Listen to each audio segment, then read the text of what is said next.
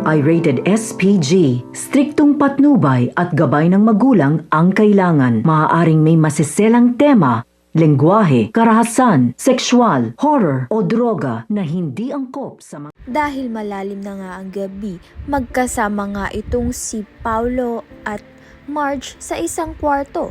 Timing na timing naman nga nang matawagan nga ni Edward itong si Marge. Maririnig nga niyang magkasama itong si Paulo at Marge at paghihinalaan nga niya na may nangyari nga sa dalawa. Dahil dito, napanghinangaan na nga siya ng loob kay Marge. Sa kabilang banda naman nga, napili nga itong si Paulo at Marge na gawin nga ang proyekto sa paraiso.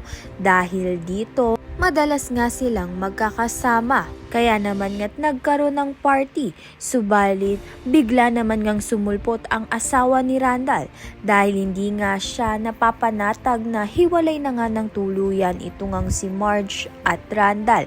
Subalit, buti na nga lang ay to the rescue itong si Paulo upang pigilan nga ang asawa ni Randall na gawan nga ng masama itong si Marge. Kaya naman nga't yan at iba pa ang dapat nating pakaabangan. Maraming salamat sa iyong panonood.